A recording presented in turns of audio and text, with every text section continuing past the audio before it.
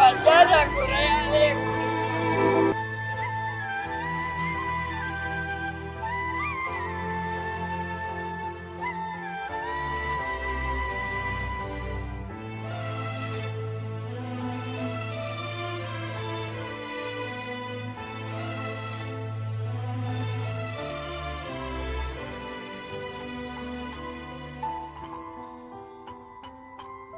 കൊല്ലം ജില്ലയിലെ പത്തനാപുരത്തുള്ള Gandhi Bhavan international trust പുറത്തുവിട്ടൊരു video ആണിത്.